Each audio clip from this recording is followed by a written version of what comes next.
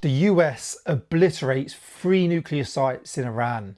Is this now the UK and the US moving from a pre-war state into a war scenario? We've got US and UK warships moving closer into the Middle East. There's fighter jets being moved into the area. There's US fighter jets patrolling.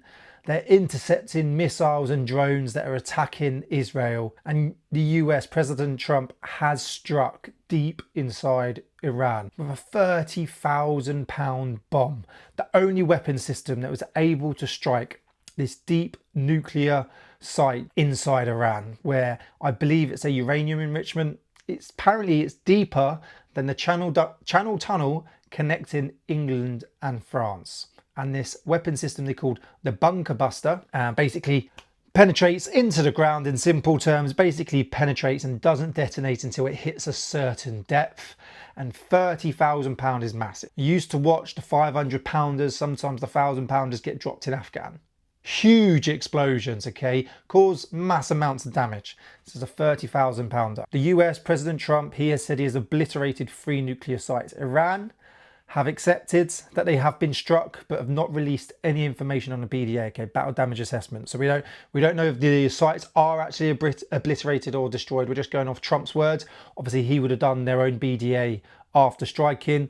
We don't know if there's any casualties, fatalities, civilians, military, or what. All we know is 3 sites were struck. This is because Iran obviously retaliated to Israel. They struck near and hit a US embassy. So Trump warned them, struck back and said it's now in your control.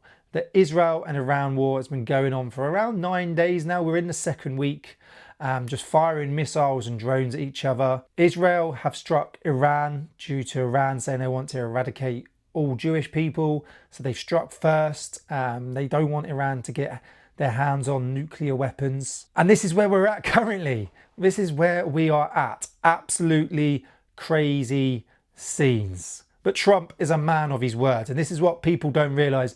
This is one of the things I do like about Trump. You either love him or you hate him. He's a bit like Marmite. Those who are not in the UK don't know what Marmite is, go and Google it. You either love it or you hate it. Trump's exactly the same. He's either really loved or he's really hated. But what I do like about Trump is he is a man of his words.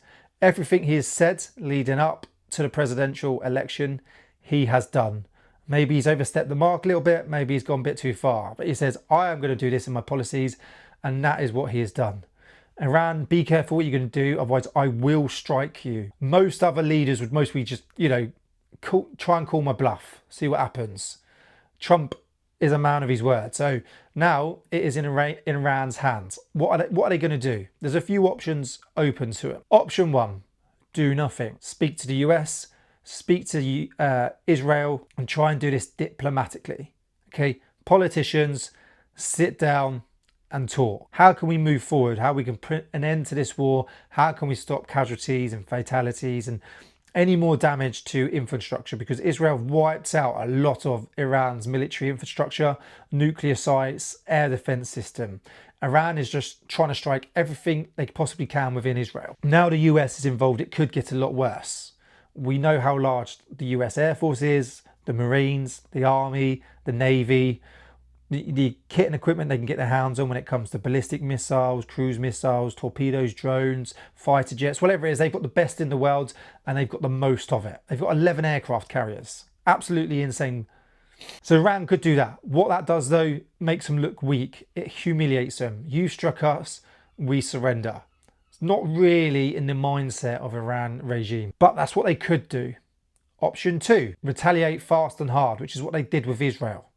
Israel struck, Iran retaliated quickly, striking hard and fast, and have continued those attacks. I believe they've got around 20 military bases in the area that they could strike against. These are US bases. Or what they could do is they could go after the US warships with their drones attack. They could do swarm drone attack. They can get their hands on many drones. Their air defense systems are pretty wiped out, so it'd be hard to go after fighter jets. Plus the fighter jets, they're top of the range. You've got F-16s, F-35s, etc. The pilots are some of the best in the world.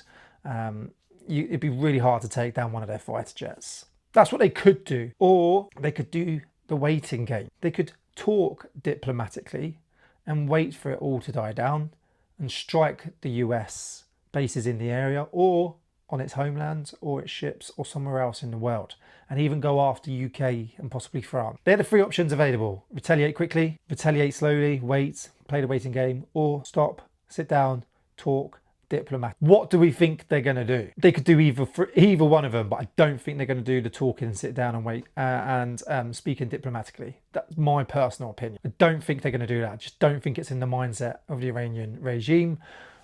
I think that's what the civilian population, the people of Iran, would most probably want them to do. I think the majority of want them to stop. At the end of the day, their country is being struck, their homes, they're losing people. The military is being targeted, and there's obviously soldiers, sailors, airmen within that, and they're being struck and targeted. So people are losing family, but it makes them look weak. I don't think they're going to do that. I think possibly they might strike quickly. What they're going to do, I do not know, because the issue is, if they do strike quickly, the US will retaliate harder than it has done already. They've only struck 3 nuclear sites.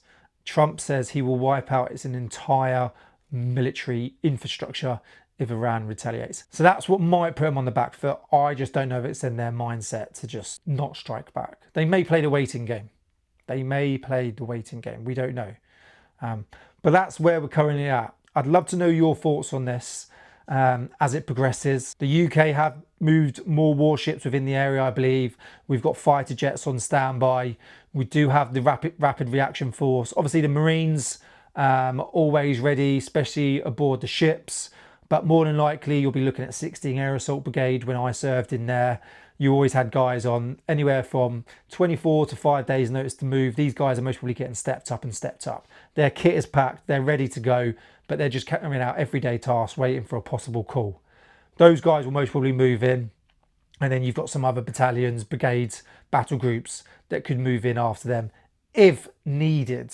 That's just a possibility, but there will be someone on standby. There'll be troops stood up all over the place for the US. Camps will be on high alert for security because there is an imminent attack. It is now likely. Trump has put it in Iran's hands. We've struck you, you make the next move. We will then go from there. The UK, France, just obviously need to play the pieces very carefully. Big supporters of Israel, big supporters of the US. If they go forward, we're going to go with them. We're not going to back out. If Trump asks us to go with them, we're going to go. But whether that's needed, we don't know. But that's where we're currently at. Fordo and 2 other nuclear sites within Iran completely obliterated, according to Trump's word. Iran haven't released anything as of yet. Are we now moving into an actual war? Are we moving out of pre-war? We're going into a war state. Comment below. Or is it going to die down and Iran going to talk diplomatically? I'd like to know your thoughts. Don't forget to subscribe. Head over to combatreadyhq.co.uk. Check out our t-shirts and our amazing coffee. Get the best supplements from Combat Fuel as well. Code CH15, 15% off. And I'll see you soon. Thanks for watching.